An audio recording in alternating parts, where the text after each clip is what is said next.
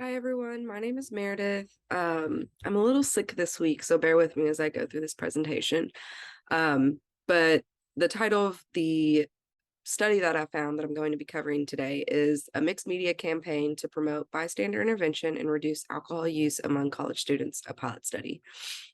So really, it's about these researchers who wanted to do pre and post campaign analysis on this mixed media campaign that they did on a college campus.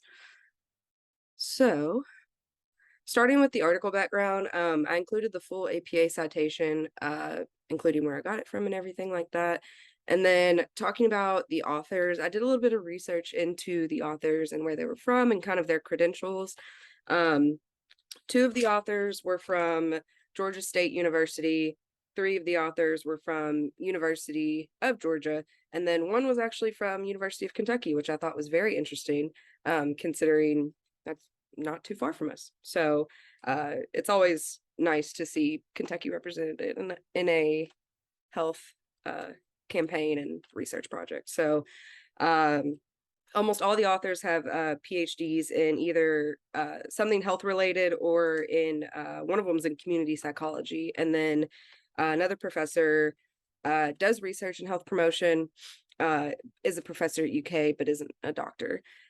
So they're all very well qualified to examine this study and kind of the impact that it had and how it can be used for further studies as well and for future campaigns.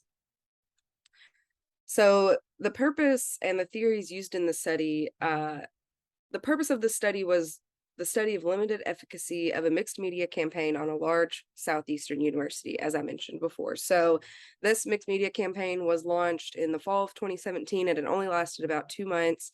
And so what they're trying to do is they're trying to come in and understand the limited efficacy of this mixed media campaign, which includes did it promote bystander intervention, and did it have a preventative strategy for sexual violence? And then there was also an aim to decrease alcohol abuse. So those were all points of the study, and they're just trying to come in and see if that was actually what happened and if the mixed media campaign is what helped to achieve these goals of the campaign. And then the framework for this study was includes social cognitive theory, social norms theory, and the theory of planned behavior, which are all ones that we have talked about. Um, and I'll go a little bit more into detail about how those come into play within the study and then also in the campaign as well. So we'll make sure to look at those as we keep going. So example of theory used in the campaign, they actually included in the study how each not like each element of the campaign, but different elements of the campaign were influenced by these different theories and how they were put into play. So one of the goals was to educate on how to intervene effectively, which falls into social cognitive theory. And so to do that, they included an infographic with information on how to intervene using the 4 Ds of bystander intervention. So this was something that they focused on, and they used social cognitive theory to lead them through that. Another example was, their goal was to encourage less drinking alcohol and more safely to be a pro-social bystander. So they used the theory of planned behavior. And to do that, they did a photo with text, Watchdogs don't let alcohol get in the way, which Watchdogs is the name of the campaign and kind of the item that they used going forward to kind of collaboratively bring the college students together under one heading. So to be an active bystander, called them watchdogs, and that kind of brings them back in. And then one of the other theories they used was social norm theory. So to dispel misperceived norms about alcohol use, they use social norms theory. They want to change, what is the societal norm of the use of alcohol. And so they did a message campaign of you don't need to drink to have an epic night. And now obviously these are just one examples of the many ways that they use the theories to influence their elements of the campaign.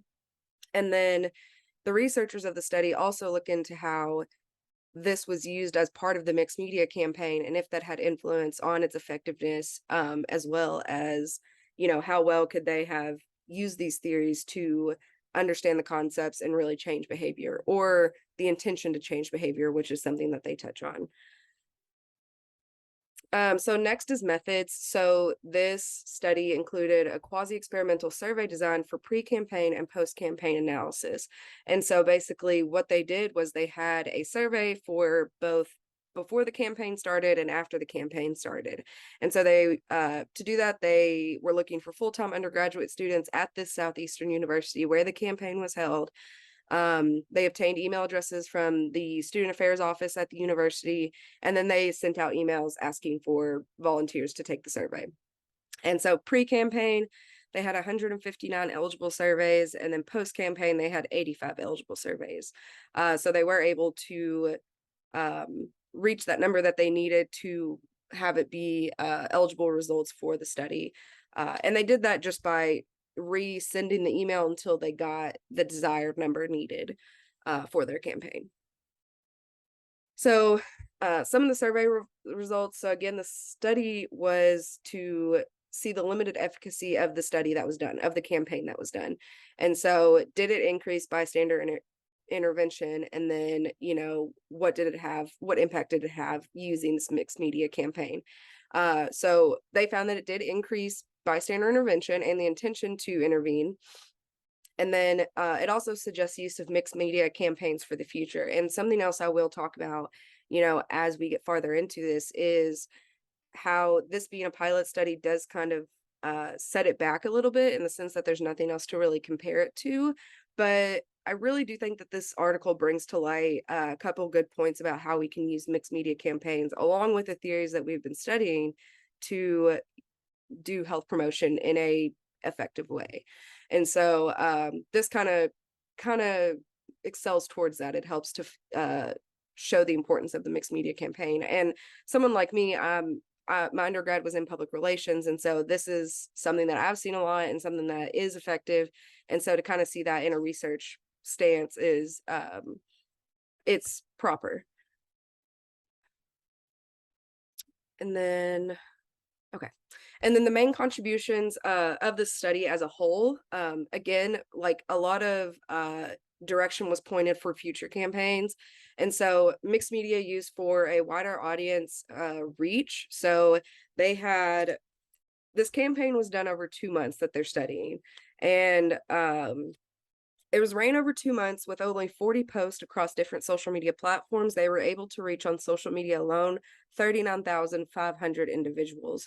And now, when they did the study and they asked people post campaign where they saw most of the advertisements for this campaign, a lot of them said on campus and on boards, things like that, things that were in person. However, the reach in terms of individuals reached was a lot higher on social media. So using those theories within mixed media use is able to help the campaigners reach a wider audience. And that's the second point, is the use of theories in campaign elements revolving around media choice. So the way I've worded that can be kind of confusing, but basically what I'm trying to sum it up to is that the theories that they use to lead their elements in the campaign that they did reflected what media choice they used. And so one of those ways that theories was used in campaign elements, besides what we've talked about earlier, revolving around media choice, social norms theory, they wanted to change what the normalcy around using alcohol was. And so to do that the best way, instead of a different form of media, they chose to put that with a picture and context of words of, this is how we want to get this point across. And so being able to choose which element of the media you use to use these theories is going to help drive media reach and like wider reach in how you use the theories. And then another point that they had as well was follow-up assessments. And so that's really just, making sure that the intentions that they had for the campaign are being followed up on, and that the intentions to be a bystander and have bystander intervention is higher if the follow-up assessments are included in a campaign. And so that was something that was also focused on. And then weaknesses of the study, again, it is a pilot study, so there's nothing really to compare it to in terms of what they studied with it being a quasi-experimental design for the survey.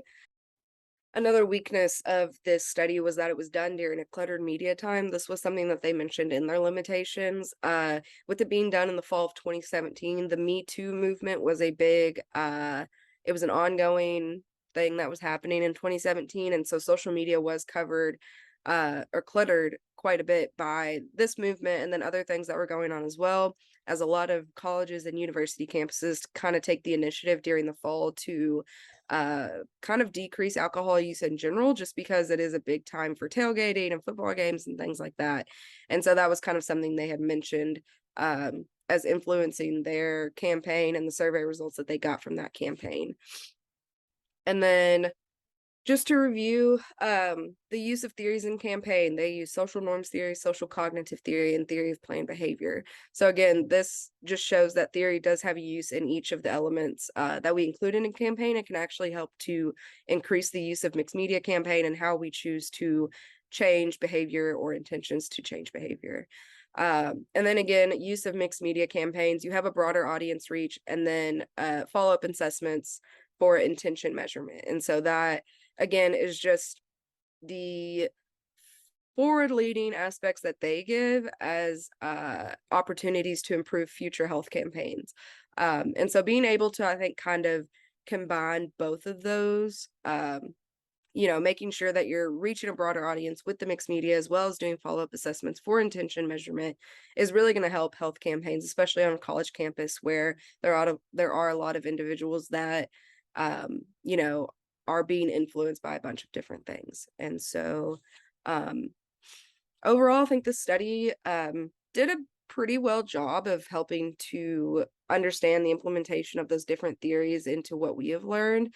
And just seeing those in real life campaigns helps us to understand a better idea of how they can be used outside of writing research papers and things like that. So, thank you.